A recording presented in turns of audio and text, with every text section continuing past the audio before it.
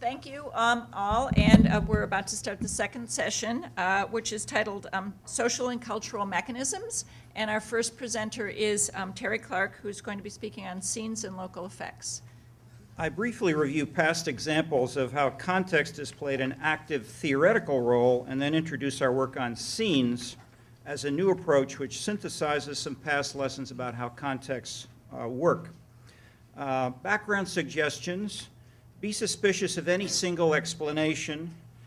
Talk to participants. See what some of their theories are. Ask enough to build a set of multiple factors that you may combine or conflict and have competing interpretations. Reconsider assumptions. I guess this is my small footnote to economists. Try to replace assumptions with variations in context, of thinking of how one context fits better one assumption rather than another, instead of having them purely abstract. State competing models explicitly. Compare contrasting cases to see how context can shift theoretically competing drivers. The context is integral to the theory. Context can specify how and why two or more models may each hold in different situations. For instance, there was a huge debate in the community power literature of Floyd Hunter versus Robert Dahl. Hunter held that capitalism and business drove cities, while Dahl stressed politics and competition among interest groups. 166 case studies followed. To transcend this, Pete Rossi, Bob Crane, and I started the Newark Permanent Community Sample and surveyed mayors, council members, business leaders in the first national comparative study of community power. We found that some cities were business-dominated, others were politically dominated. Why? This was a new theoretical question that became part of the local context of how does it transform the decision-making process. And some 700 of us joined to answer this in the Fiscal Austerity and Urban Innovation Project, completed in over 10,000 cities in 35 countries, and there have been some 50 books which have dealt with these issues. The Fowey urban data permit us to measure not just business, important as many have talked about capitalism as a more abstract concept, like Althusser, who maintained that not business leaders, but the capitalist system is critical. Yet comparing variations across cities inside Poland, the Czech Republic, Yugoslavia, pre- and post-1989, we found big variations interpretable with models used in the US and Western Europe. Like economic and social diversity generate specifics of political competition. Capitalism is part, but just one part, of the story. What they really talked, fought, and killed about in Eastern Europe was ethnicity. And even inductive factor analyses of new urban data generated traditional spatial classifications of regions like Bosnia and Serbia. This led some of us to look more closely at ethnicity in the US and to a paper, for instance, called The Irish Ethic and the Spirit of Patronage. The title tells the story. The old Chicago politics model was more important nationally to explain city government spending than income, party, race, citizen preferences, or any other classic variable. The more Irish Catholics in the city, the higher the spending, especially for police and fire. Okay,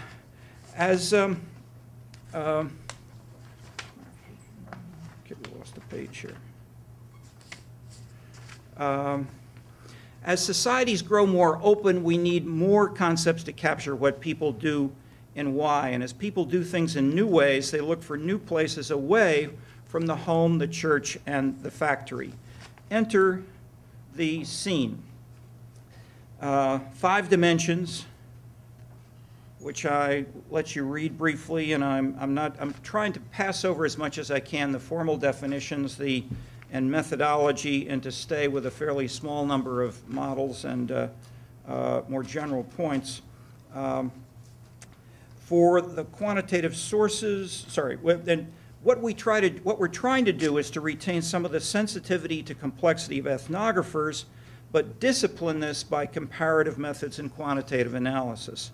We use 4 main sources: census, electronic yellow pages, citizen surveys, and qualitative ethnographic work. For the quantitative sources, we collect data for hundreds of individual amenities like Baptist churches and tattoo parlors. We assign weights to each amenity based on its relative importance on each of 15 abstract dimensions, like neighborliness, and self-expression. We then count the number of each of these types of amenities in each zip code in the US. This generates then we analyze these in multiple ways. One of the most common is to create one measure we call a scenes performance measure, of which we have 15, roughly based on counting the number of each of the types of amenities, such as a tattoo parlor, in each zip code, multiplying it by its weight, then dividing by the total number of amenities that there are within that zip code. These generate scores on each of the 15 dimensions for some 43,000 zip codes in the US, and similar units we're studying with collaborators in Spain, France, Poland, Germany, Canada, US, Japan, Korea, and China. How do scenes add value to local effects modeling? Most urban studies use controls and context measures, which, why? They're often chosen in ad hoc or at least atomistic manner as separate variables without conceptualized interrelations. This fits with much economic and psychological theory, but it violates the holistic strain of sociologists and anthropologists. Scenes build meaning across hundreds of individual variables by joining them in indexes that are analogous, in a sense, to the big five personality dimensions that capture the core elements of past work, theoretically and methodologically. The 15 abstract dimensions of scenes shown here are then they're abstract enough that they can be recombined into more specifics, like Bohemia or Disney Heaven or many others globally, which may vary in France and China and whatever. We do not oppose any past social science theories, but we seek to add scenes as contexts that redefine, heighten, or suppress different models conceptually and provide measures of each. These leads to methods stressing multi-causality, interaction effects, shifting the relative importance of different drivers within regions or other contexts as captured by methods like quantile analysis or geographically weighted regression, and associated mapping and spatial techniques. One clear finding I'll talk about a little bit is a factor analysis of the 15 dimensions generating a first factor similar to the urbane communal dimension from Tunney's, Louis Wirth, and others. It looks very similar in national maps to some of the big five types: conscientiousness, agreeable, and extroverted on the one side. And these run, this is an example of the Bohemian scene, and then here's our map.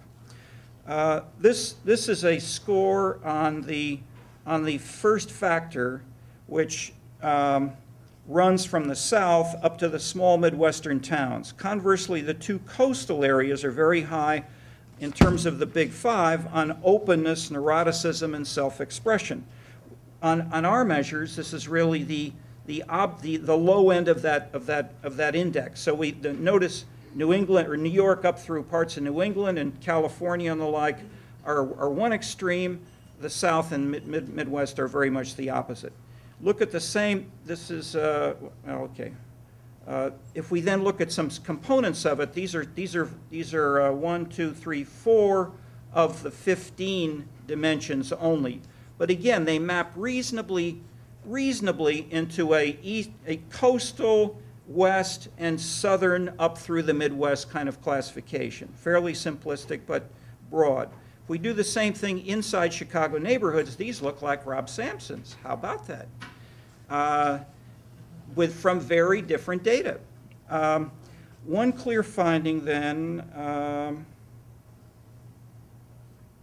is these similarities which demand further elaboration. If we look, for instance, at neighborliness versus self-expression and how they overlap dramatically with the personality big five, my Bronzeville neighbors and I are proud of our neighborliness, agreeableness, and conscientiousness. We are not neurotic North Siders. If I didn't tell you these were value dimensions, you might think that they were race or something else. Yet values, unlike race, are not primordial. They can change. this redefines whole classes of models and suggests especially critically different policy implications. So this is the personality maps. Now again, see the same thing, conscientiousness up from the south, open to experience, Southern California, New York, etc. So we see very similar patterns with these two kinds of, and this is again agreeable. This is agreeable is how we think of it in Bronzeville. And extroverted people are neighborly. They talk to one another, not like those North Siders. Okay, who are just neurotic people, okay? So properly placed. We have similar things internationally. Just to give you a flavor that these can then be intercorrelated with things like the percentage of young people and looked at for consistency across cities and regions. And this is not something I'm talking about substantively, but I just used it as it shows a simple interaction effect, which is often the way we want to conceptualize the scenes operating and transforming a simple X to Y kind of pattern into an interaction relation. This one didn't come. Oops, we lost two of these. Okay, well, I'll tell you what these say. This you might think that's franglais, but I'll get to that in a minute. We are here in the 4-mile downtown area. Yeah, there we go. This is economics. We're in the 4-mile downtown area of Chicago, which relative to the metro growth is the fastest growing downtown in the entire United States. Why? Our main thrust is to break up population and job growth by subtypes and model each separately, along with innovation measured by patents. Young people move for different reasons from retirees and so forth. The retirees move for the weather, the young people move for more constructed amenities. Dan Silver and I have been detailing many distinct models and scene dynamics in our book on scenes. I'll show just a few to illustrate, and he'll fill in much more. We deliberately focus on these widely studied classic variables from past models, urban economists, geographers, and others, to which we add scenes variables to try to identify distinct effects along with the classic variables used by most others. One model of economic growth we estimated to explain change in jobs, change in employment, using the main drivers of economists, urban economists and geographers. Then we added the scenes and found that arts jobs, glamour, and self-expression were more important than crime, cost of living, or population size. Glamour and self-expression were very strong in Los Angeles, but they were weak in New York and Chicago. Local cultures transform models. Consider self-expression, which we saw on the map, so I'm going to trace this through just a little bit for reasons of time. In the last year, with collaborators, we've completed short monographs on scenes in China, France, and Korea. One big theme is how do local scenes build confidence in civic life, very close to Rob Sampson's concepts. And one of our sections is called Bowling Alone or Karaoke Together, that the models must change, and they do change dramatically when we move outside Western Europe and the US. Tocqueville never went to Japan. Okay. And I'll focus, however, on Tocqueville's key variable, churches. These are also the #1 amenity for many churches, many citizens and neighborhoods in many parts of the world today. Tocqueville stressed it as a source of grassroots civil society. Our new scenes data show the extent of his observation. Consider the spatial concentration of churches. And what this is the percent of, doesn't even have the number there, this is the percent of churches of all other kinds of organizations in the US. And we see that it is 70% of 9 organizations we show here. These are standard government agency classification of organizational types used internationally semi-comparably. And the same types in the US and France show that in the US, 70% of all organizations are churches. In France, the corresponding number is 2.7%. And in France, the Catholic churches are centrally located as part of the establishment. 0.91 is the factor weight for churches on the first factor of 10 types of organizations in France. In the US, it is 0.02, which shows that US churches are in very different places from other organizations. Our regressions for all US zip codes show many churches are in zips with non-whites, low rent, and higher crime.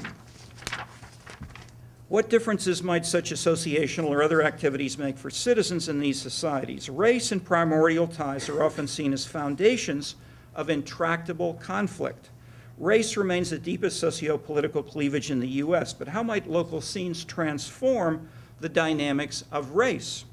We split the 43,000 zip codes into fifths on one of our 15 scenes dimensions, self-expression, chosen as it is key to dynamic local areas generally. Then we re-estimated the models 5 times and looked at changes in the coefficients. How does it relate to churches and race? In each of the 3 quintiles,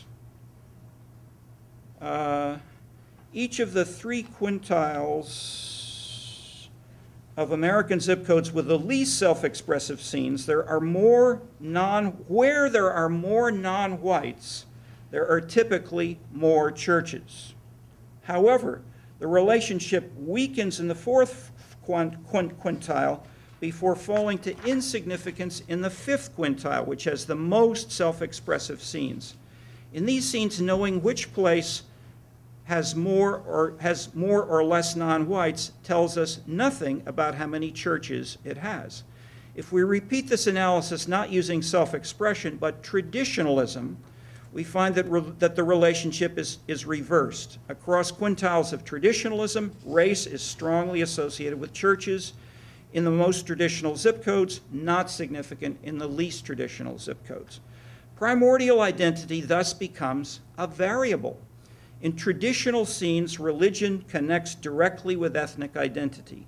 But in more self-expressive scenes, religion is more a personal resource for individual meaning, while its ethnic attachment weakens.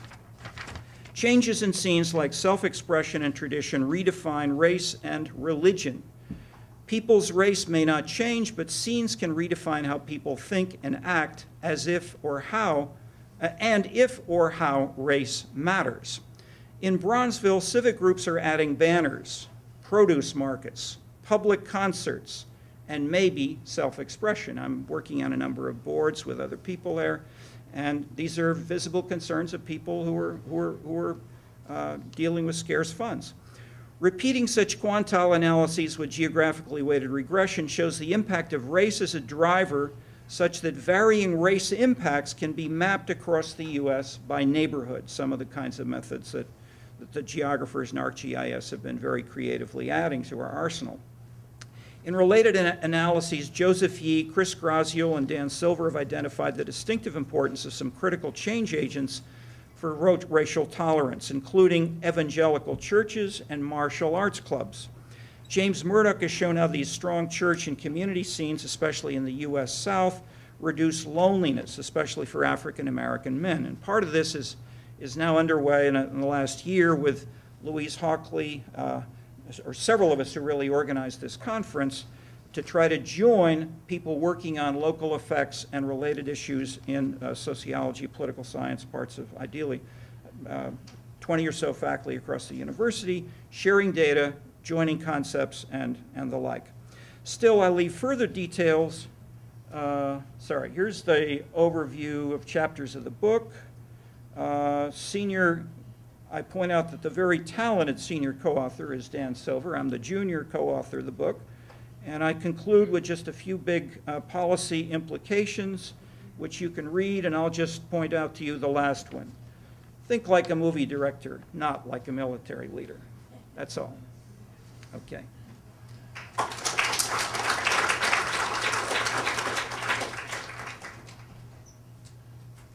Thank you, Terry. The next paper is by Daniel Silver on scenes and back to the land, onto the scene.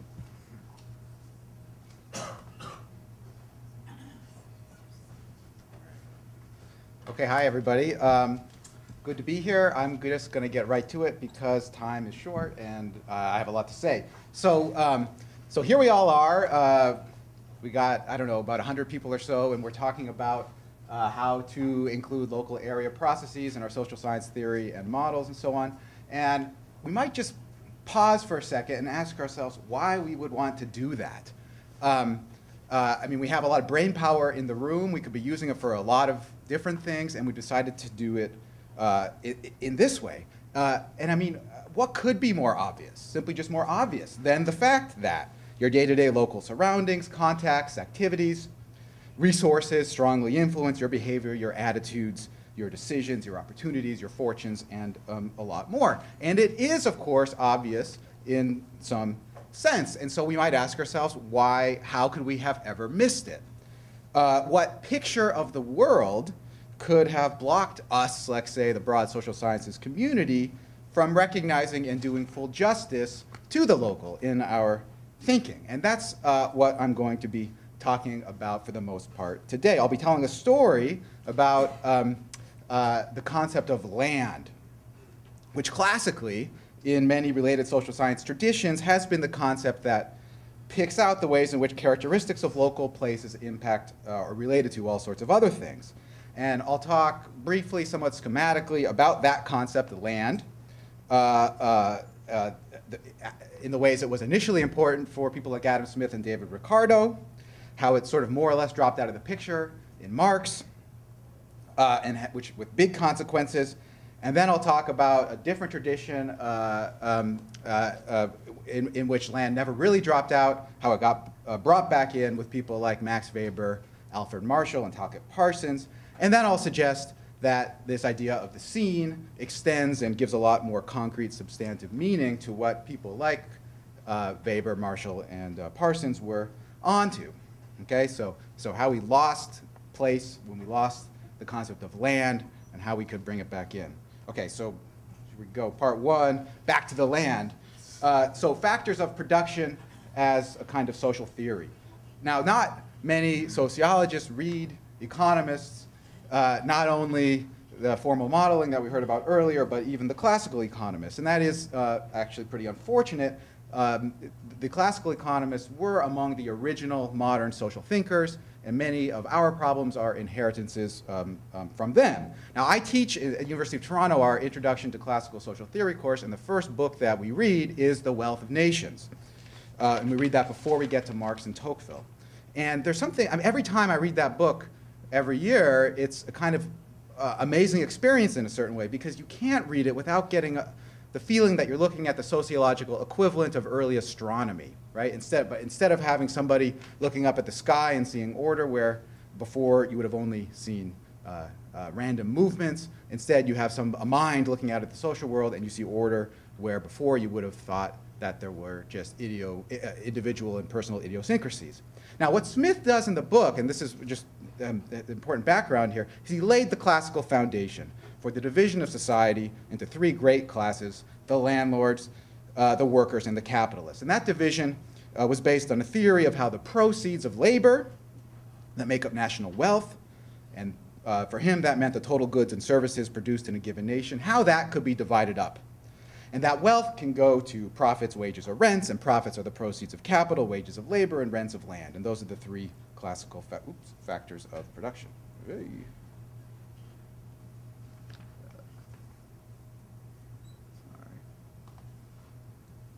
Button. There we go. Okay.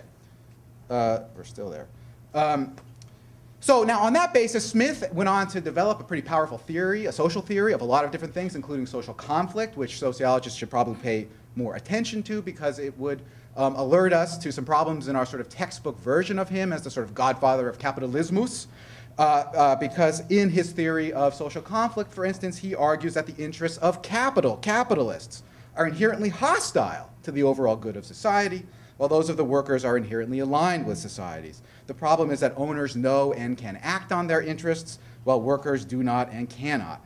And landlords, as the big point here, is that are in a strange middle position for Smith. Their interests, he thought, ultimately did align with those of society, but they tend, landlords, to misrecognize those and align themselves with the owners of capital. That's a longer story for a different time. But the key thing you start to see when you think about what this concept land means in Smith and others is that land is the value of place. Right? Now, for Smith, this land rent nexus was quite important, but he didn't really develop the theory of rent and the theory of land nearly as far as did David Ricardo. Now, he ended up producing a very intricate theory, which we're not going to get into in any detail, but the underlying intuitive logic is quite simple, but it leads to important consequences. So just imagine two farmers, each works about the same amount of time per day, has more or less the same set of tools, that is, labor and capital are the same. You put farmer number one on the good soil there, on the rich, fertile soil, farmer number two on the ugly and the bad. Crack soil, farmer number one is going to be more productive. He'll end up with that nice-looking farm, whereas the other one will end up with that bad-looking one. Now, that's, of course, intuitive and not deep in any way, but Ricardo did draw out some pretty important consequences from it. But what is important now in the present context is that you can see that the concept of land pretty directly focuses our analytical attention on specific characteristics of a locality.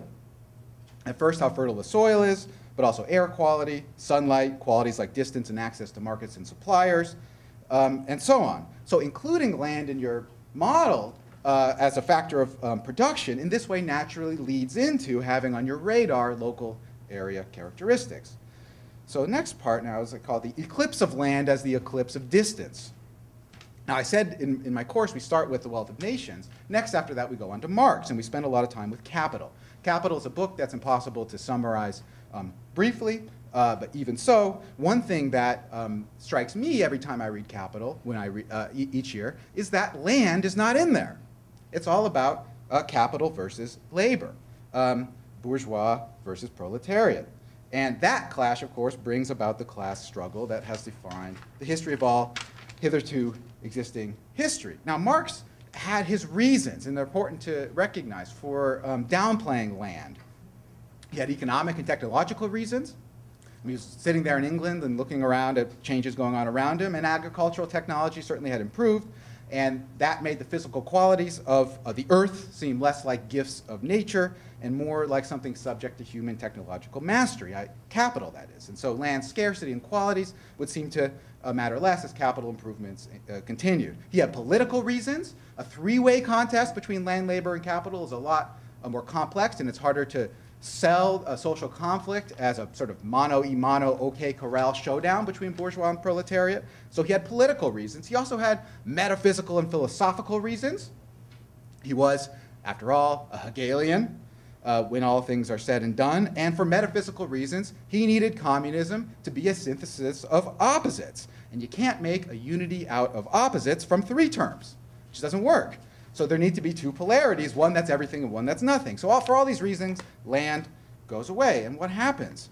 Well, when land drops out of our core set of social concepts, we're left only with capital and labor. Once they're unmoored from the qualities of any specific location, they quickly become conceived as standardized, abstract, and placeless. Capital flows to wherever wages are lowest. Labor goes to wherever wages are highest. Labor becomes conceived as a homogeneous block, undifferentiated by local heritage, customs, habits. And labor is thought to be measurable on a single standard basis, socially necessary labor time, as Marx put it, which is however long it takes an average person to do a particular type of work. And all of that can be measured on one single unvarying scale. Same thing with capital, standardized. A factory is a factory is a factory, able to generate a certain level of output wherever it is, independent of what or who surrounds it. Now, Marx may have meant all of that ironically, and I think there's a school of Marx interpretation that makes that case pretty convincingly. It was a big joke in a certain way, but even so, a lot of people haven't gotten the joke, and some of their names are up there on the screen. And just think about interpretations of the social effects of globalization and the internet. Death of distance, world is flat, and all of that. And the assumption is, of course, that different kinds of work can be done equally well from everywhere. It will flow to wherever it can be done most cheaply. And that means that attachment, persistent attachment by people, firms, to a particular place has to be thought of as a kind of persistent, stubborn irrationality, which we would expect would eventually give way to more abstract and global standards that should hold everywhere equally. Okay, now back, so that's why we lost the land. Now back to the land. Okay, so there's another tradition in which land has always been important, but in a different kind of sense. It also is complex, but the key figures I'm going to talk about are the ones in the bottom there. Max Weber and Alfred Marshall. Talcott Parsons is sort of in the middle. Now, the key thing that these people shared is Marshall and Weber especially, is this deep sensitivity to the fateful economic consequences in what the classical economists called habit and custom, and which we might call culture. Now, that's in Smith, it's in Ricardo, it's Marx, but they downplayed it. Now, Parsons, when he wrote the book Economy and Society with Neil Smeltzer, and they elaborated that idea, the idea that there's a connection between a focus on customs, habits, culture, and land. And this is the kind of thinking that they articulated. Calvinist theology, so this is the Weber, is not inherently economically oriented any more than is Mother Earth's soil. But that theology, for reasons that Weber, of course, famously articulated, makes work into a calling. And the result is, therefore, that where there are more Calvinists, there are more people devoted to doing their work largely independent of economic considerations like wages. They will work hard, they'll throw themselves into their tasks as if their souls depended on it, because, of course, they do. Now, if you think about it from a perspective of a firm, that's a good place to locate if you need workers. It's not such a good place to locate to sell things, like colorful clothing, but that's a different kind of story. And the upshot of all of that is that variation, spatial variation in the commitment to work in a calling is, as Parsons and Smeltzer put it, a non-economic given that has huge economic consequences. So a firm with similar tools and with people who work about the same amount of time, labor and capital, is going to be differentially successful based on its location relative to people with these habits. Okay, so that's back to the land. So you see up in the upper right, that's Calvin, just FYI. So on to the scene. So we're back to the, we lost the land, now back to the scene. So one way to think about what Terry and I have been doing with this idea of scenes as a kind of extension, specification of this Weber, Marshall, Parsons, Smeltzer kind of line, even though there's a lot of other intellectual influences too. And the key idea, again, is just intuitively simple, okay? And it's that places differ quite sharply in terms of the opportunities that they afford to cultivate a whole range of experiences. They include, those experiences include the kind of impassioned dedication to work characteristic of Weber's Puritan, but the range of possibilities is much greater now. There are places that encourage you to be glamorous. That's Hollywood in the middle there.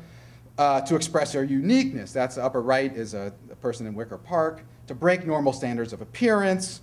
Upper left, that's Haight-Ashbury. To connect to a tradition, to work hard, to be a good neighbor, community member, shop and eat local, all sorts of other things. And we can recognize those intuitively when we walk around from neighborhood to neighborhood. They can come in different degrees and combinations, hence these dimensions of meaning that Terry was talking about. Now, one thing I do just want to show, and then, of course, we can map them, and we can see significant variation. This is an extension of the kind of mapping Terry was doing. This maps Canada. Now, we've done the same kind of data collection in Canada. We actually have more data. We have about 1,800 different types of amenities for every Canadian postal code. This maps the degree to which that set of amenities sort of affirms tradition or not, darker, more traditional, lighter, less traditional. We have things, we have churches, schoolyards, playgrounds, cemeteries. We also have etiquette, protocol, teachers, right? So a whole bunch of those things, tattoo parlors, okay, got it. Body art piercing studios, 20th century art galleries, the whole range of things. The main thing, we see a lot of variation. It's not random, there's patterns. Darker in the countryside, lighter in the big cities. If you go within the cities, there's different patterns you see too, even though they're all relatively less traditional than the rest of Canada. You can see that there's parts that affirm sort of rationalism a bit more. There's other parts that affirm individual self-expression or transgression a bit more. So, and those have, we can go into these maps later in more detail if you want, because they're really interesting differences between Toronto and Montreal and how these things are organized. The main difference is in Toronto, you'll have the sharpest difference sort of 2 blocks away between the most countercultural, let's say, and the most Wall Street, Bay Street buttoned down you could imagine, whereas in Montreal, there's a much sort of smoother gradation from one to the other. Toronto has about 110 nightclubs in it, 80 are in one neighborhood, right? Whereas Montreal has about 75, and they're kind of distributed all over the city. So it creates a very different feel when you walk around the city. We can measure that. Okay, so, going back up. mass main point here. There we are. Okay, so this is the sort of underlying intuitive type of idea. Now, one thing to stress, again, just like in the Weber Puritan example, there's very little reason, I think, to believe that people are sort of pursuing these types of experiences for the sake of their economic consequences. I mean, the value of the scene lies in the experiences that it creates. Shining on the dance floor, being improvisational in a jazz club, being different than regular people in a goth club, feeling rooted at home in a local pub, and all of the rest, right? But where you have those kinds of experiences in the air, that's a phrase from Marshall. Marshall has become a classic in economic geography for people studying agglomeration effects. So when you have those experiences in the air, they're easily available, certain types of firms clearly have better chances of succeeding. For those scenes that cultivate those experiences are creating ambiances, inculcating commitments and types of motivations that might be valuable for different types of work. So now think again, not this time about two farmers, but two technology firms or video game design firms, let's say. And tech firm number one is located in a scene that encourages personal self-expression, so it has all these amenities in it that we say do that. And tech firm number two is in a scene that doesn't do that as much. So number one is like on the right side here, the upper right, that's a Google offices. The bottom right, that's a family in LA. The bottom left, we've got, cubes and a kind of a classical Main Street. That's actually Salinas, California, where I grew up. So number one, tech firm number one is where the state of the art in many ideas is being created, surrounded by an atmosphere that encourages, let's say, innovation, not sticking with convention, seeing things in a unique light. And that is good soil for a certain kind of work, certain type of firm that has use of those abilities, those commitments, those atmospheres. And they can rent those. And when they hire somebody or when they literally rent an office space. So you see the kind of logic of a kind of hypothesis here. In the same way that an artist, a farmer is going to be more or less successful based on the sort of soil that he's working in. Now we're not talking about dirt, but we're talking about the scene as the soil that provides this kind of non-economic background for developing skills, which can be economically quite important. So how can we test that idea? Here we go. This is another way of representing the interaction effect that Terry was showing before. It's the same sort of logic. You break up the whole country into all 40,000 zip codes into 5 groups.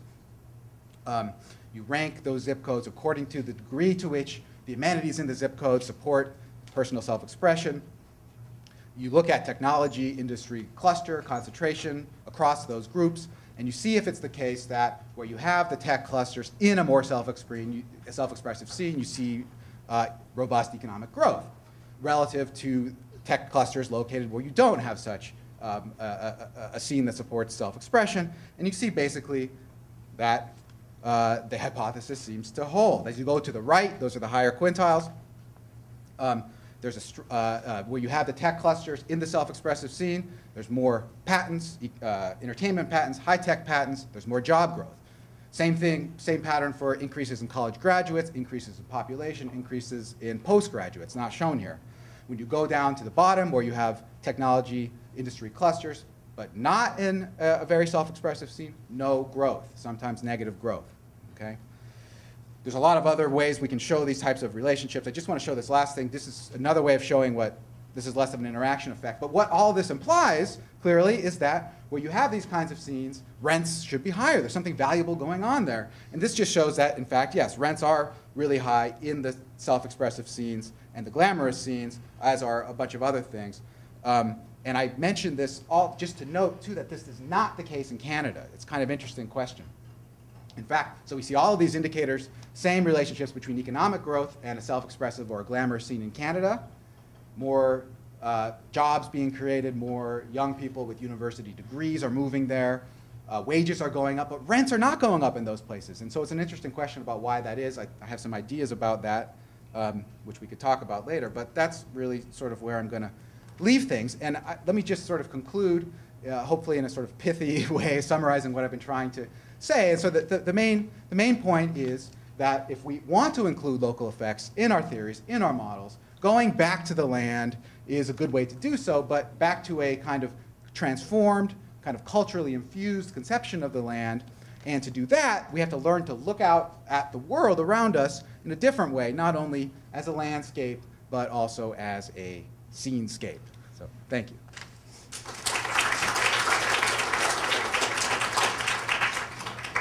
Thank you. Our last presentation is by David Harding, Cultural Mechanisms in Neighborhood Effects Research. Then after this presentation, we'll bring everybody up. And I'm sorry, then we have a discussion from Liz Gaumer. Then we'll bring everybody up and have questions.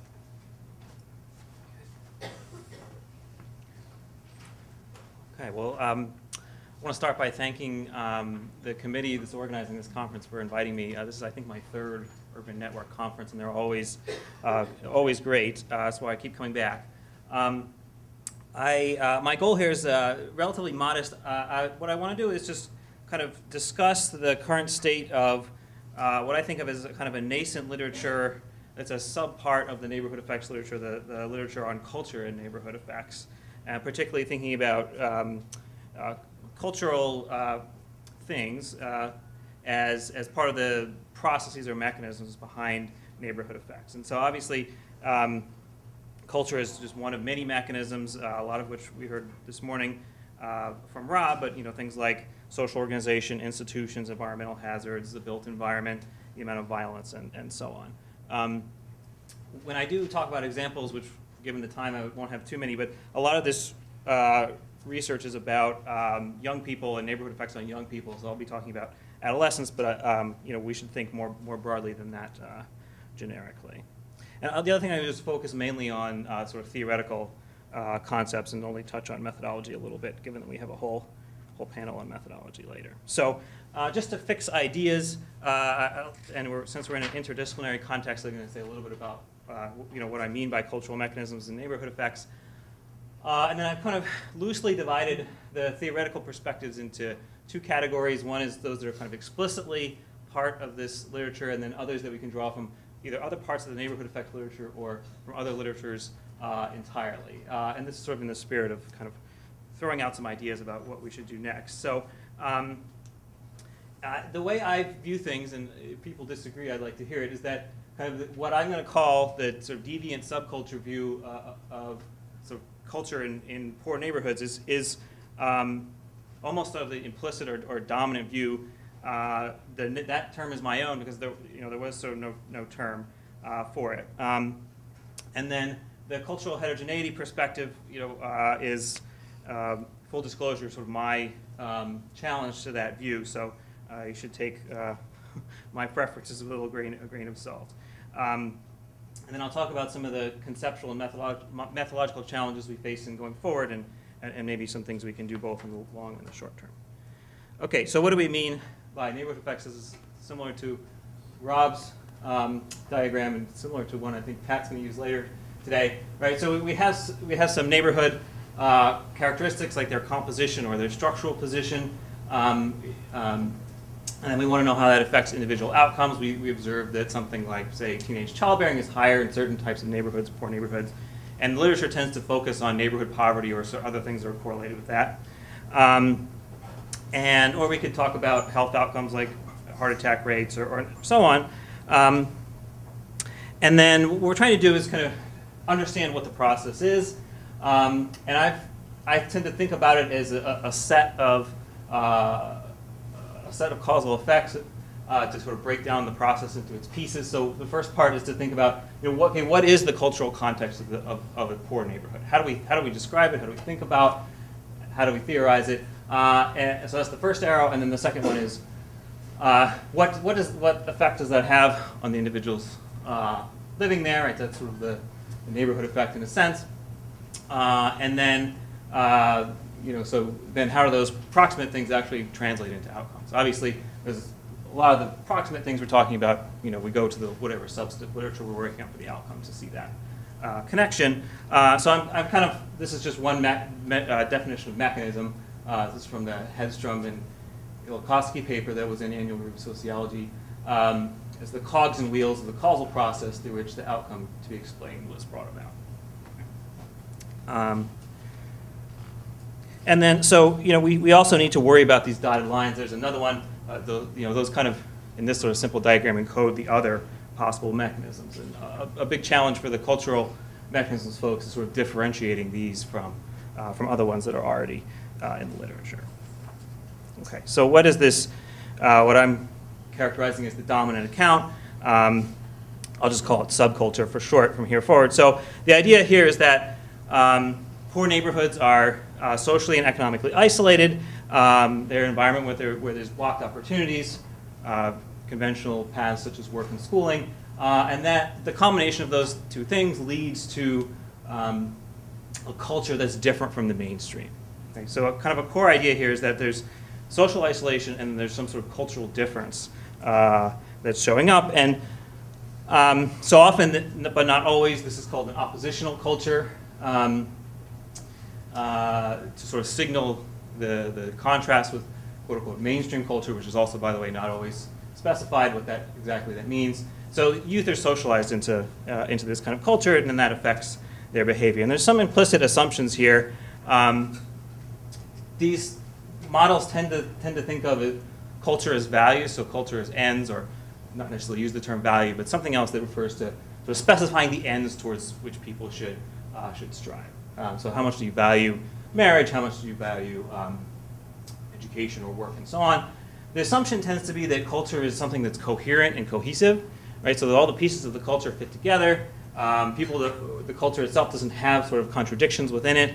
And then in order to explain differences in behavior, right? If a culture is coherent and cohesive and people conform to their culture, then if we see differences in behavior, people must be coming from different cultures, right? So we get this idea that poor neighborhoods are somehow culturally distinct. And then, when we start applying these kind of big conceptual ideas to neighborhood poverty, then we end up with this oppositional subculture sort of predominating in poor neighborhoods. Okay, so this is a typical example. This gets beaten up on a lot, but it's probably the one people most know. Obama talked about this in his in the 2008 campaign. So this idea of oppositional culture in education, that youth in poor, particularly black neighborhoods, are socialized into this culture which lowers their schooling effort, sort of defines achievement and effort as acting white, and so people, they sort of devalue education, don't put the effort in, and that affects their educational outcomes. And the evidence against this is, the evidence for this is pretty thin, the evidence against it is pretty strong. I won't review it all here, but we don't really find evidence that there's greater sanctioning of school effort among African American adolescents. What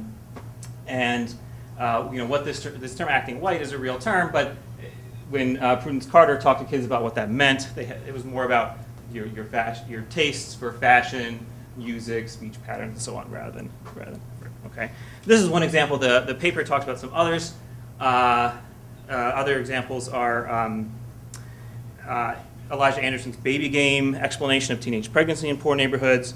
The idea from criminology that there's a street culture or culture of honor that creates violence, and the segmented assimilation theory from the immigration literature also has this kind of subculture flavor to it.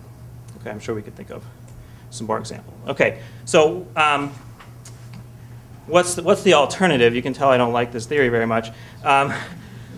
So this cultural heterogeneity idea comes from a kind of a critique of the subculture theory, which is that if we actually look at the data, whether it's survey data or ethnographic data about the poor or about people in poor neighborhoods, we find that there's actually, it doesn't look like sort of there's a set of oppositional cultural ideas that actually dominate, at least if you believe what people say or what they tell to ethnographers.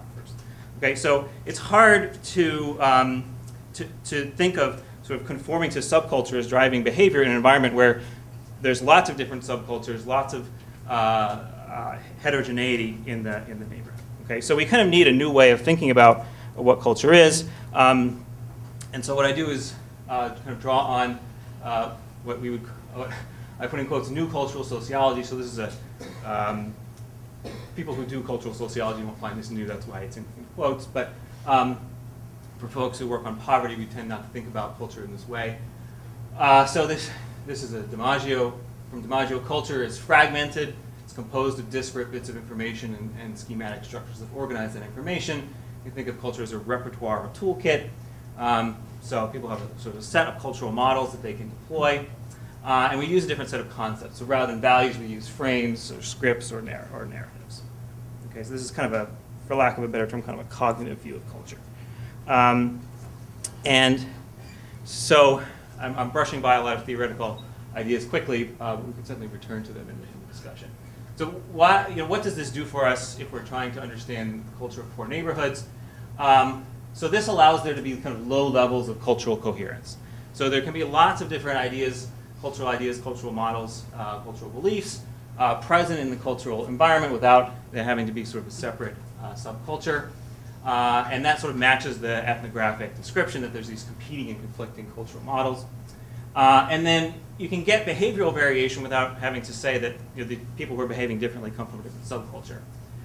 Because people are taking in cultural ideas from their environment into their repertoire and then choosing to deploy them differently. So you can understand variation within neighborhoods and across neighborhoods. And this is also kind of a side bonus. You get kind of a more agentic kind of theory from this perspective. What's key here is that this view of culture allows communities and even individuals to hold multiple competing or contradictory notions at the same time, but variation is allowed. And so that kind of matches the data that we have about poor neighborhoods. And so if we're again back to adolescence, the qualitative literature shows that adolescents in disadvantaged neighborhoods confronted with multiple cultural models in their social environment. There's the person who's going to college or to work. There's the person who's standing on the street corner, getting into the type of trouble that Rob was talking about earlier. And so, that's fine. And from a theoretical perspective, so what is cultural heterogeneity? The presence of a wide array of competing and conflicting cultural models that has some degree of social support. And the idea here is that poor neighborhoods are going to have more of this cultural heterogeneity, okay? At least with regard to things that drive the outcomes that we care about. So I'm not talking about heterogeneity of religious perspectives or fashion or something like that. And this is not a new idea, actually. This goes all the way back, maybe even earlier than this, but it's explicit in Shaw and McKay, where they talk about delinquency being driven by differences. They don't use the term cultural heterogeneity, but differences in norms created by residential turnover and ethnic diversity and so on in the neighborhood. Okay. So what's the effect of all this? So we sort of have to imagine someone in this heterogeneous cultural environment. It means that their cultural repertoires, their toolkits are going to be much more diverse, right? And so they're going to have sort of a lot to sort of process and deal with and work with. So the individual will have a wider range of socially supported scripts and frames, for example, in his or her cultural repertoire. And so what I've done here is, I'm going to go quickly through 3 processes that, well, I may not have time to go through them, but I've identified sort of 3 types of processes through which you can have effects. I got to move quickly. Basically, it's a story that you should be less able to sort of realize your goals or act in ways consistent with your frames or narratives in an environment where you have to sort of, especially for a young person, have to deal with all this heterogeneity and sort of creating strategies of action for yourself, and that can have consequences. These are some of the ways. So this is just a quick summary. I could probably should have provided this as a handout of the different ways, differences between the 2 theories. Okay? A lot of these I've sort of said already. So one that I didn't is, what's the role of material circumstances and structural positions in the cultural heterogeneity theory? Since we're sort of thinking about culture as a repertoire toolkit, it's influencing the availability and deployment of cultural models. So what do people have access to culturally? What do they actually use to make decisions and construct strategies of action?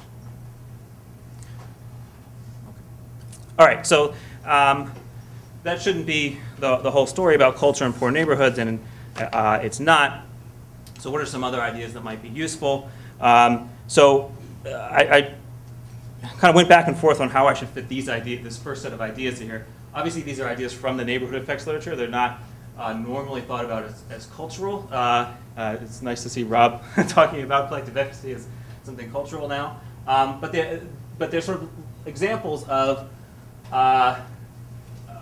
people having collective beliefs about their own neighborhood, right? Another example is Mario's idea of neighborhood frames, where people have sort of a lens through which they understand the neighborhood that affects their involvement in the neighborhood, which affects neighborhood social organization and has all sorts of effects, other neighborhood effects. So this is kind of an example where the culture is playing a role in creating social organization or disorganization and interacting.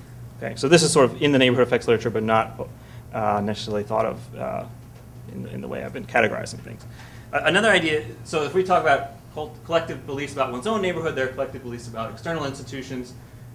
Legal cynicism is one example. We heard about that earlier. But we can think of external institutions like the education system, the labor market, and so on. Cultural capital. So the question here is, does the set of institutions or people that one comes into contact with in a certain neighborhood, does that provide you with a certain set of cultural capital? Can the neighborhood influence cultural capital? I don't think we know the answer to that question. And then we have this larger set of literature on cultural amenities. We heard a lot about scenes just now. So, for example, does a diversity of scenes in a neighborhood, how does that link with the idea of cultural heterogeneity? What does that provide people in the neighborhood with? Can a young person who growing up in a poor neighborhood that is near another neighborhood has access to a different set of scenes, does that provide them with a set of cultural capital?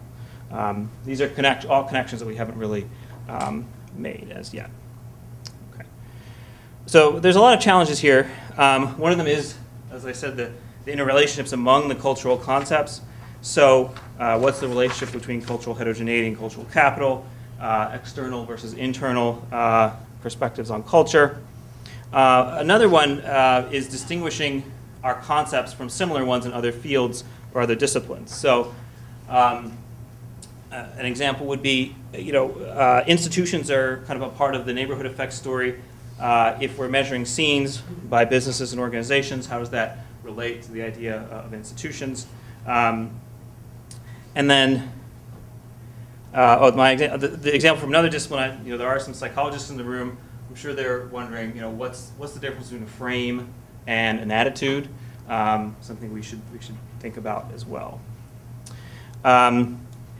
We don't do very much, or at least much systematically, to theorize how cultural transmission occurs in neighborhoods. So, who is influencing whom? What are the kind of cultural conduits through which culture is transmitted? What's the effect of that? What's the actual content of what's being transmitted? This is sort of the social organization, kind of cultural organization issue. And then the other, is, which we've alluded to before, I think, in the discussion, is that individuals are embedded within multiple cultural contexts. So you can't just sort of look at how an individual sort of responds to a cultural question on a survey and assume that their neighborhood they're in is driving that. People are embedded in all sorts of other cultural contexts, whether it's schools, families, religious institutions, and so on. And so what you're probably realizing here, as I'm going through this quickly, is we have a lot of conceptual work to do. There's a lot of fuzzy cultural concepts. How they relate to other things is fuzzy. And I think a big part of this is that we don't do a very good job of measuring culture, at least outside of qualitative work. So we could imagine sort of trying to measure narratives or frames in the context of a survey, but I don't think we really have the tools to do that, either at the individual or the neighborhood level. Econometrics sort of provides us with the methodological tools, but what sort of set of survey questions, for example, to apply to that is unclear. Okay, thanks, Patrick. So where does this leave us? Maybe this is too pessimistic. But the dominant perspective is sort of in question. There aren't that many empirical tests of the alternative perspectives. I've heard from people that they're starting to do their own tests of cultural heterogeneity ideas, but none of those have made it into print yet. We have many potentially fruitful but unelaborated and untested concepts. And so we have a lot of work to do. What should we do? Certainly if we're talking about culture, we have to keep doing qualitative work, given that qualitative work is well suited to subjective understandings and processes. But I think we need to do so if we're going to talk about cultural context of neighborhoods. We need to do so in an explicitly comparative way. So we need to really understand how neighborhoods are different from one another, include them in our research designs, and how families and individuals within neighborhoods are different or similar to one another across. And then, the trick here is also linking this to individual outcomes, right? If we think back to the diagram I started with, doing that is going to require some following over time. And that's been probably the weakness of my own qualitative work. Quantitatively, there's stuff we can do in the short term. Obviously, we can use existing surveys, right? We have plenty of longitudinal surveys. We can link neighborhoods. Using admin data, we can explore and test ideas. But in the long term, we really need to develop the tools to measure cultural concepts both at the individual and the neighborhood level if we're going to address this topic quantitatively and be able to test any of these cultural mechanisms against other mechanisms. Okay, I will stop there. And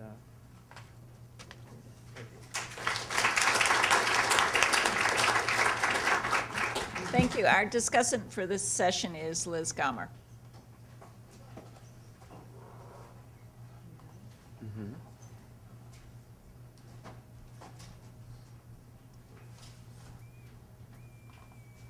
Hi, everybody.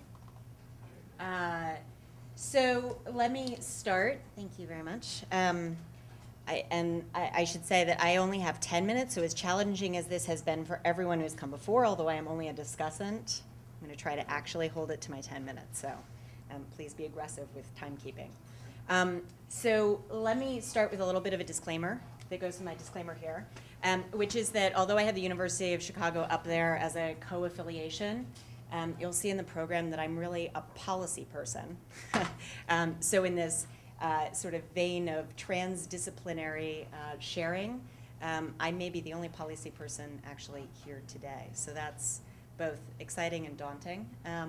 But I'm doing social and cultural mechanisms and discussing some really rich intellectual work. And as a policy person in my day-to-day sort of life, that's sadly a stretch, I think, for a lot of my colleagues that work in municipal and even federal government to start thinking about this. But it's, of course, incredibly important. The sort of efforts are long and far-reaching. And, of course, we know this sort of black box of neighborhood effects has been the thing that sort of we all talk about maybe all the way back for the 100 years that we've been discussing neighborhood effects. So this is remarkably similar to what David just showed, but on the left we could put structure, we could put composition. On the right, this is sort of meant to be individual outcomes. But in some ways, to Rob's point, we could think about context itself as sort of something worthy of studying. And in fact, I think a lot of the scenes literature starts to do exactly that, which is great. So, and I think as David pointed out, that the idea of cultural mechanisms in particular is not meant to be singular at all. It is meant to be complementary, at times contradictory, to other ideas and the theories of the mechanisms that link neighborhood to whatever outcomes that are of interest and relevance. And that I think there's actually quite a bit of sort of in between, back and forth, that talks among these different mechanisms too, that it's trying to bring culture back into neighborhood effects thinking, which it hasn't been there for a long time until recently. Is also, it's important to think that culture, all of these different things we can think of in a cultural way, or many of them in a social way, that there may in fact not be such a strong boundary between the social and cultural, or frankly between structural and these other more contextual factors as well. That makes for a lot of methodological challenges, but I think it allows us to have a kind of richness of thinking about how local areas really matter. Okay, so a couple of just very high-level things that sort of I got from the presentations, but also from reading the papers, is this in bringing culture back into the conversation.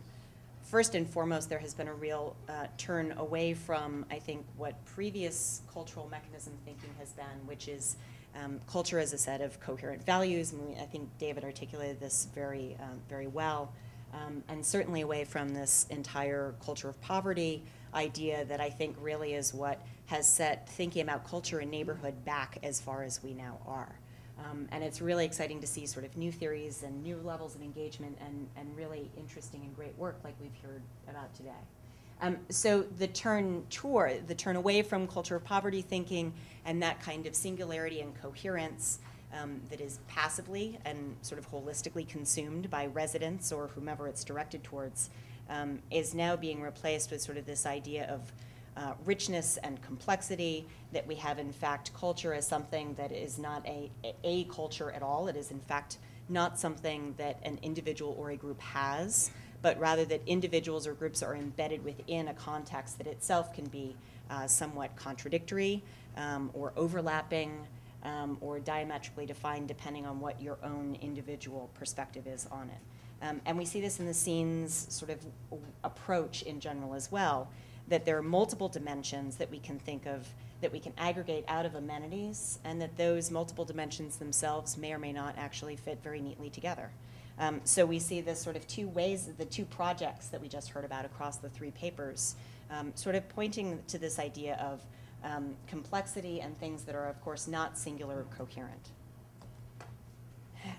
So some of the things that I liked that I sort of saw the three different papers fitting together on and underscoring, that, of course, cultural context is an emergent phenomena, and that sort of goes without saying probably with the people in this room.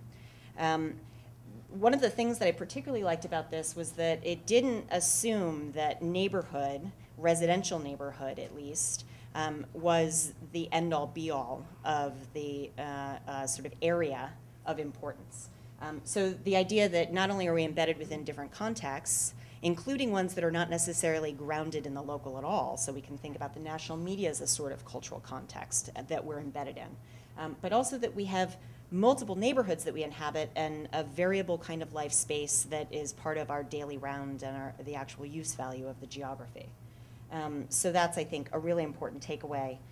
The other thing, and this is particularly true of the scenes literature because there's just an incredible amount of spatial resolution that they were able to achieve with this data, that I think it's really important to remember that there is no middle town, right? And we've seen this in a lot of the neighborhood effects debates as of recently, that Chicago itself may or may not be able to represent certain aspects of other cities. New York, which is where I do a lot of my work, certainly is not the same as Chicago or LA or other places. Yes, I see Mario shaking his head up there. So it's important, but by trying to really think about at once theory that is actually generalizable, or at least some aspect of it, that sort of theoretical and heuristic approach is a really important part of then drilling down and understanding regional variations, differences between neighborhoods within a given city or region or area, thinking about city and suburban differences and how those things actually relate to one another.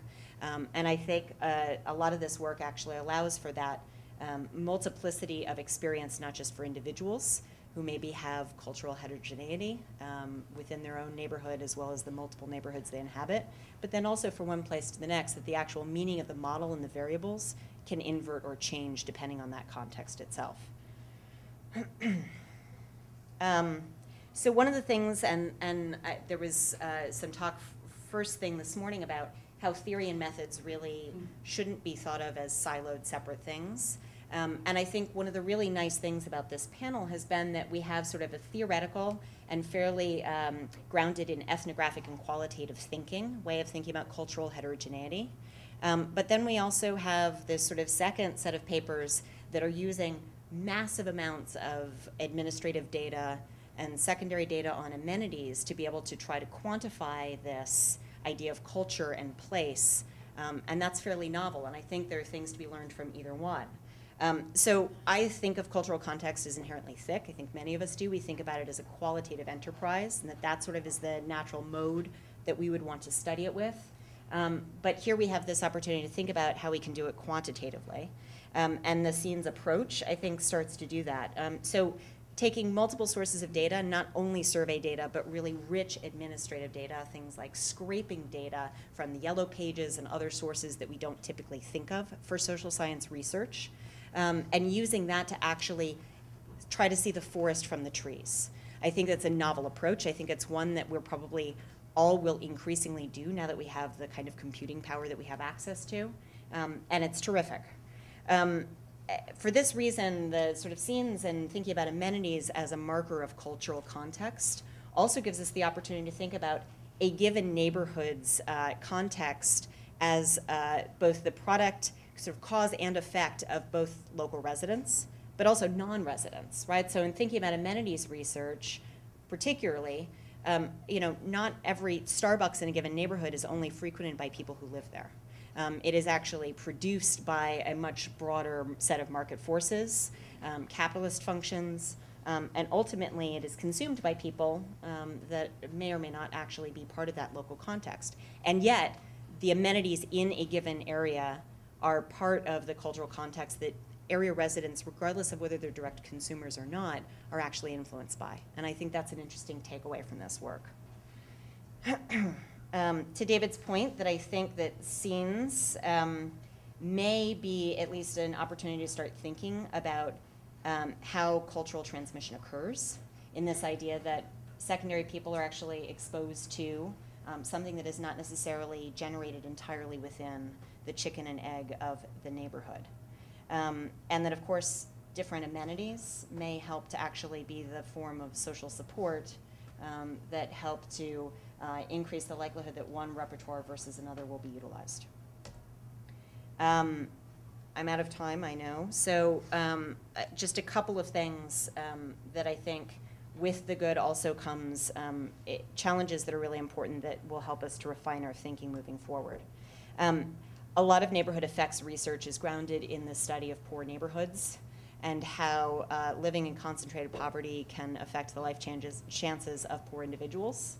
I think the scenes work, and in fact, a lot of our discussion has been very telling that we have moved, it's a very important question continued, but that we have moved beyond that to try to think about neighborhood effects, not only those of poor neighborhoods and poor individuals. And the scenes literature does that. However, maybe to the other extreme, that I don't know that it actually captures or describes the cultural context or the embeddedness of disadvantaged individuals or neighborhoods as well as perhaps it could or should. So it's something to think about. I will skip over causation because that's, of course, an entire thing in and of itself, and hopefully we'll spend a lot of time talking about it this afternoon. But the last one I actually see as really sort of a gauntlet being thrown out to all of us in this scholarly world, which is that regardless of how elegant and powerful a theoretical orientation is, or even coding methodology and analysis, that it's really ultimately that the quality of our work collectively is determined by the data that goes into it. And PhDCN is a great, remarkable thing that I'm sure we have all used and relied on at one point in time. It actually does a second thing, which is it gives us a model of thinking about how the idea of collective efficacy as a mechanism has been able to spread beyond the PhDCN because of the replication of those survey questions, and also the strength of the theory that then can be extrapolated and really picked apart in different areas. If we're to really get serious about culture, we need to be serious about it from a data perspective as well as a theory perspective. So the next steps that I took from these papers, and many of these David actually was very explicit about and much more eloquent in how he said them, but we need to think about the meaning of neighborhood. I think all of us here today show that neighborhood itself and local area and place matters, but we need to continue to articulate and think about why and what kind of neighborhood and neighborhood defined in which way is the most important thing. I think that scenes can continue to sort of evolve beyond its 15 dimensions. And that I think we need to think about whether it matters whether cultural mechanisms are different than social mechanisms or other kinds of things that go into this model. The answer to that, by the way, may be no. I really am not sure. And then I think we do need to think about how this leads to individual outcomes and heterogeneity. The powerful thing about bringing culture back to the table is that culture, as a sort of meaning-making, can actually help to not only explain differences between neighborhoods, but also differences in outcomes between individuals that experience the same kind of structural features of place. And so that's really powerful, and I think probably the next step for many of us in the field. On the bottom here is just that we really need to think about data tools. We need to develop survey measures. We need to actually try to disseminate the use of those. And that really, as somebody who, here, I'll bring it back, that somebody who works in a municipal agency that produces administrative data, there's a lot of give there. So I think we should all advocate for better data, and that we should collaborate and engage with the groups that are already doing this anyway, instead of just using it sort of and assuming that it just is what it is. This isn't something that comes off the shelf, and we should advocate for what we need. Thank you very much.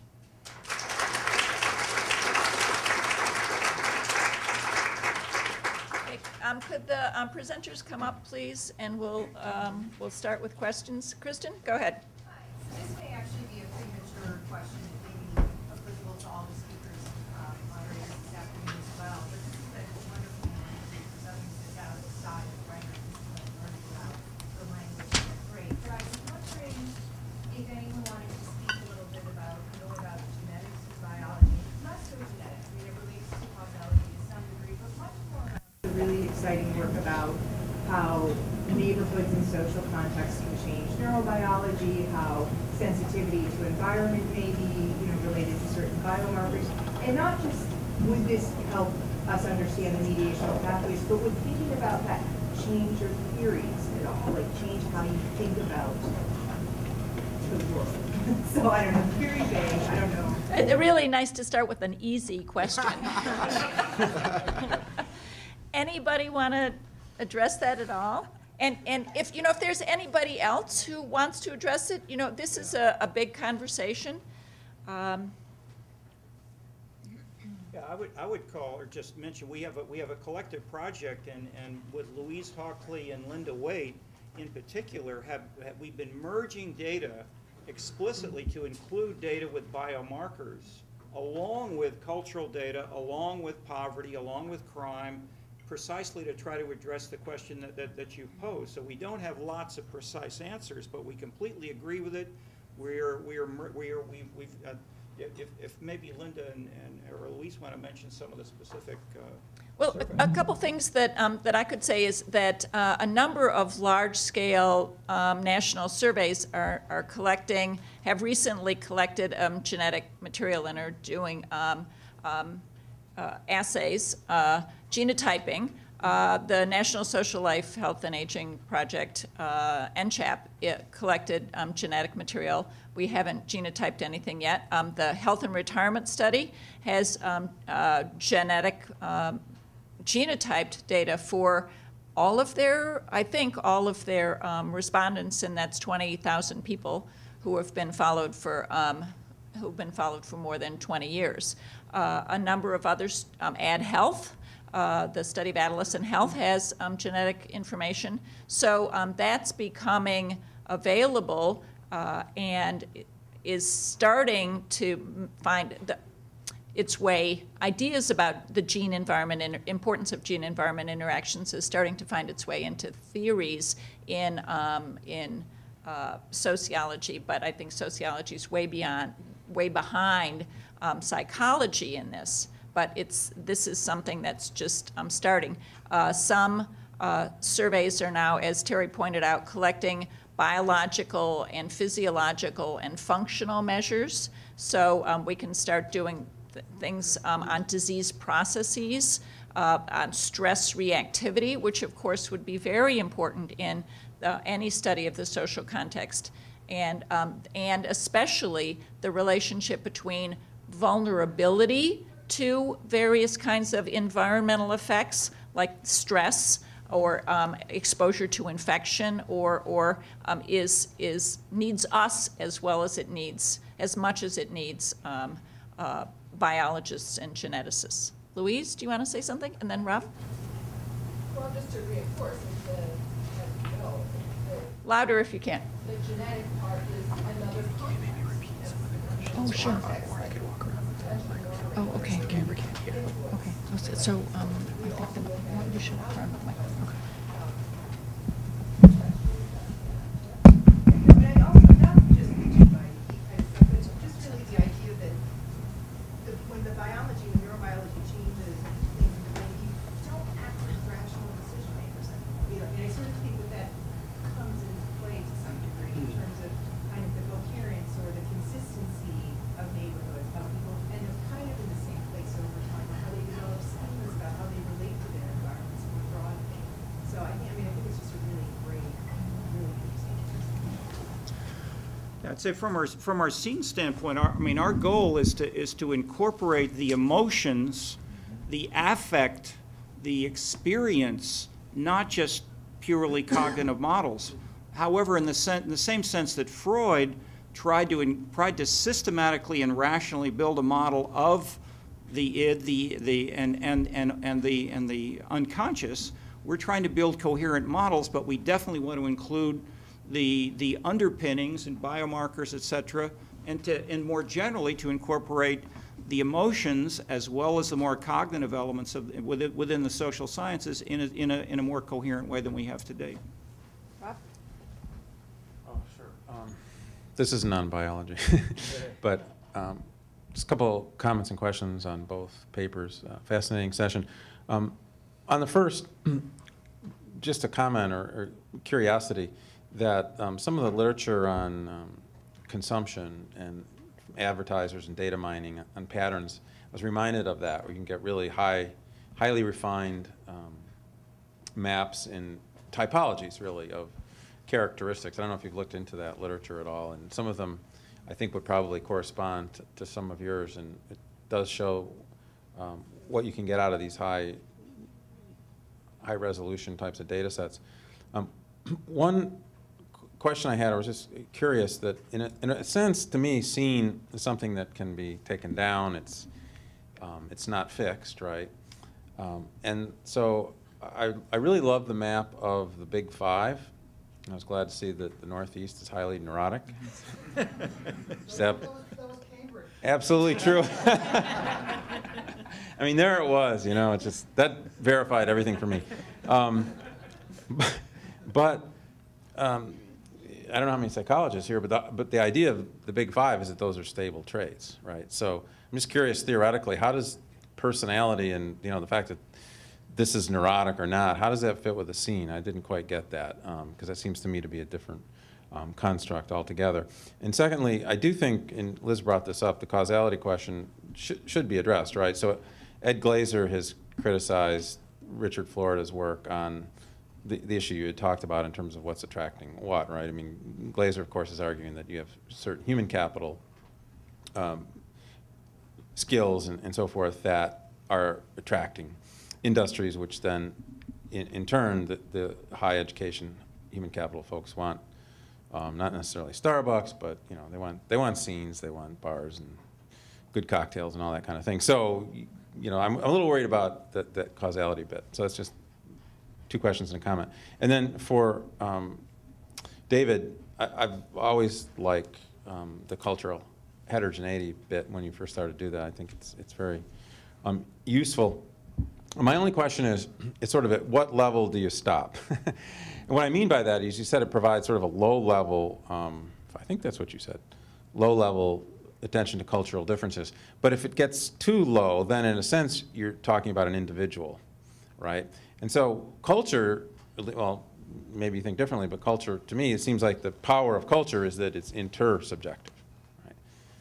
So to the extent that you're going down, and what I don't like about the toolkit argument, at least part of it, is the notion that, you know, you have all this, it's almost purely choice. People are walking around, I can pick this, I can pick that.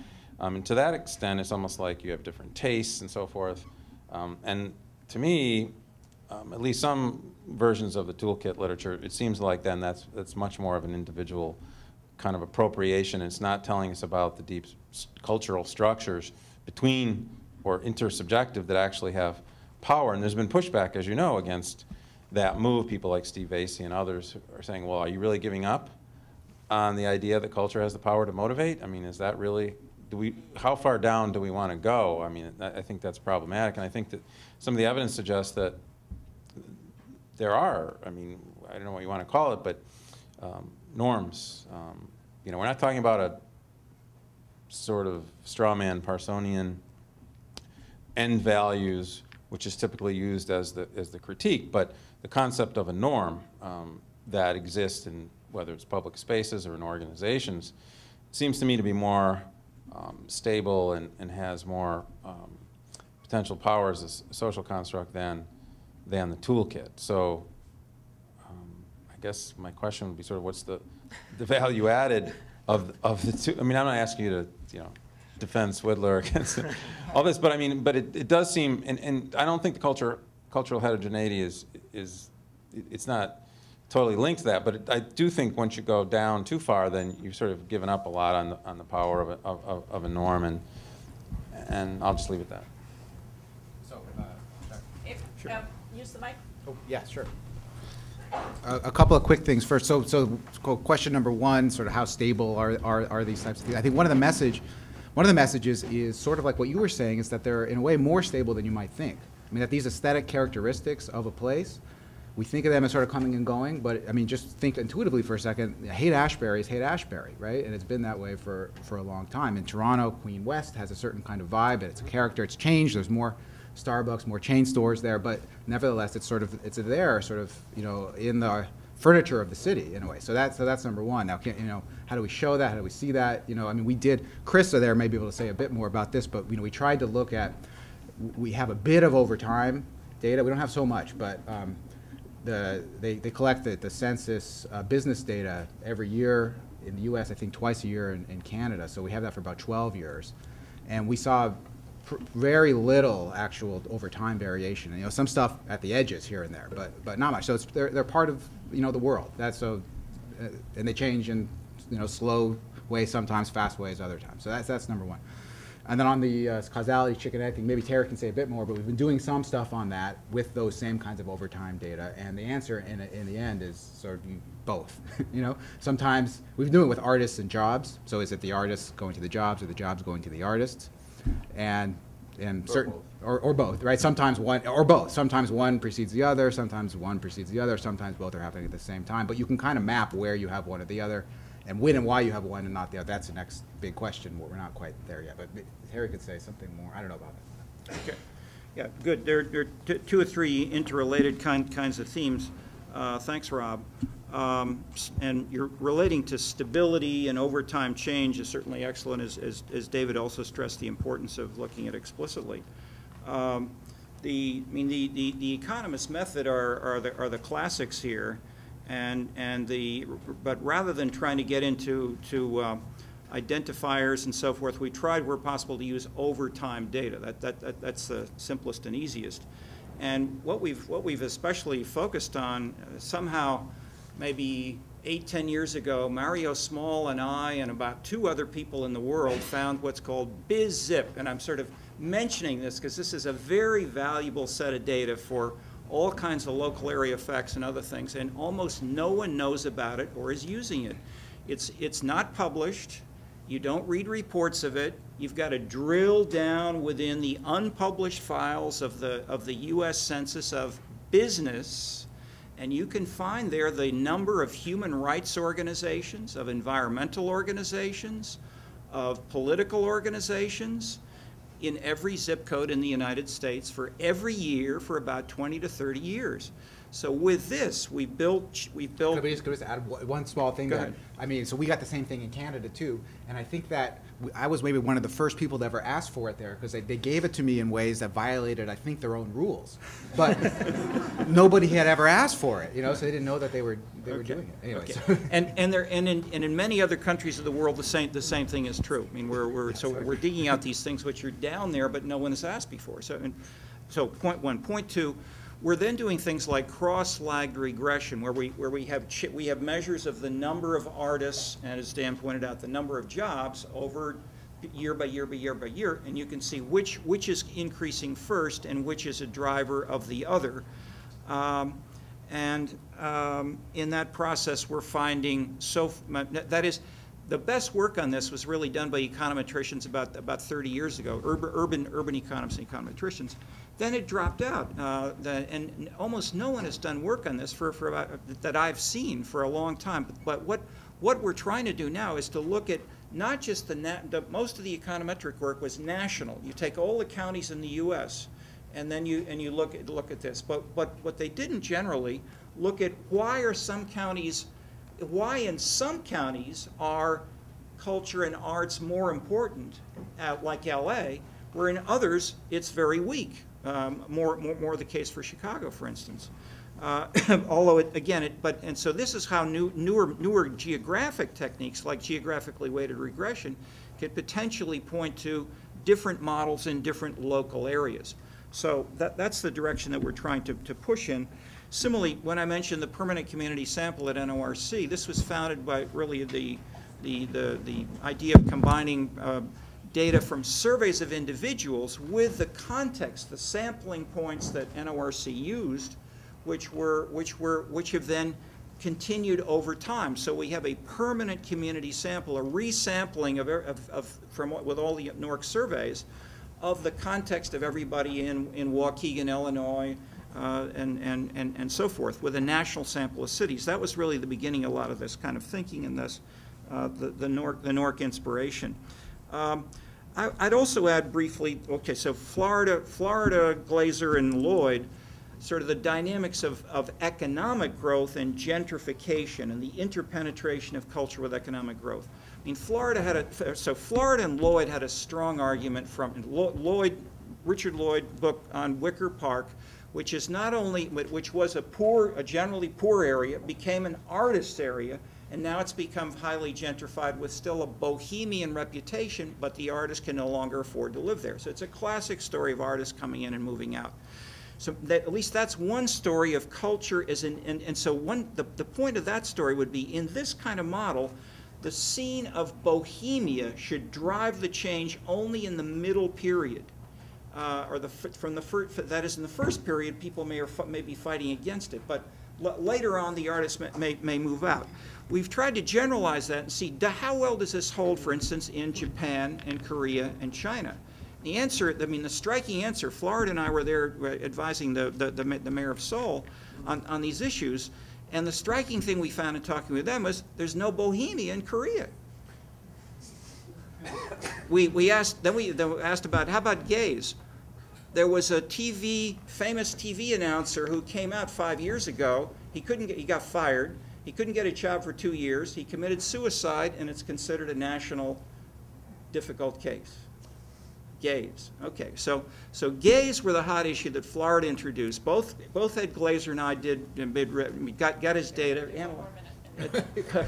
Okay, and we completely agree. Gays were spurious. The driver was human capital measured by college graduates. So Florida was wrong because he used 50 metro areas. When we drilled down to all the counties and smaller units like zip codes, spurious. So I should end there. So we have time.